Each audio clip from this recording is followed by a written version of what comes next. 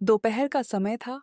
डमरू अपने बकरियों को चराने के लिए अपने घर के पास वाले बगीचे में आया हुआ था। अप्रैल मई का समय था, बहुत तेज गर्मी पड़ रही थी और चलती भी तो लूह चलती। डमरू एक बहुत गरीब घर का रहने वाला लड़का था। उसके पिताजी एक किसान थे। उसकी माँ और उसके पिताजी दोनों ही एक साथ मिलकर खेत में काम किया करते थे।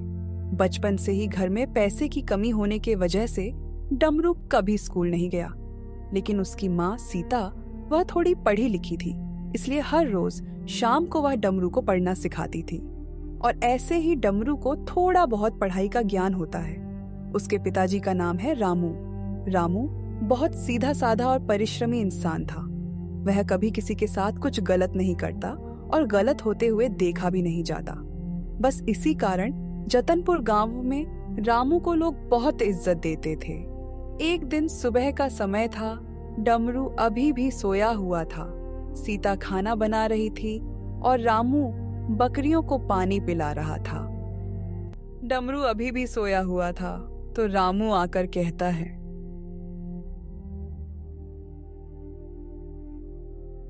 डमरू, उठ जा बेटे। डमरू उठकर बैठ जाता है और कहता है, पता नहीं क्यों पापा, मुझे आजकल बहुत ज्यादा नींद आने लगी है। सुनिए ना पापा, बस 10 मिनट सो लेने दीजिए ना। सुनो, ज्यादा नौटंकी मत करो, समझे?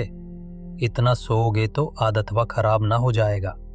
चलो चलो, अब एकदम समय बर्बाद ना करके जल्दी जल्दी हाथ मुंह धो के नाश्ता करो और अपने चंपा और मिट्टी को चराने ले जाओ। वो लोग भी सुबह से भूखी हैं। अरे हाँ पापा, हम तो ये भूल ही गए थे। बेचारी मेरी चंपा और मिट्टी दोनों ही सुबह से बहुत भूखी होंगी। पापा, आप और मम्मी खेत में जाइए। मैं नहा धोकर नाश्ता करके मिट्टी और चंपा को चराने लेकर चले जाऊंगा।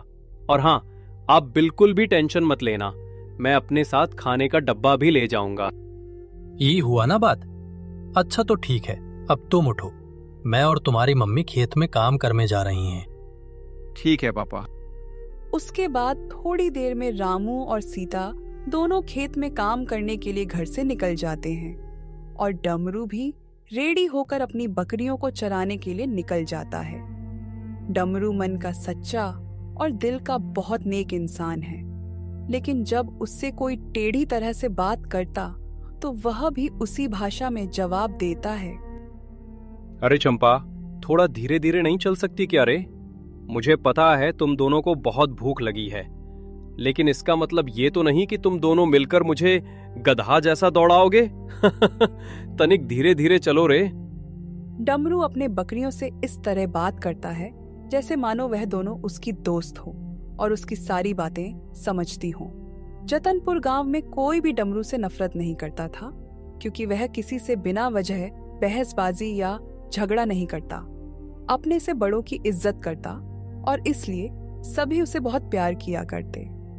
वह अपनी बकरियों को चराते चराते थक जाने पर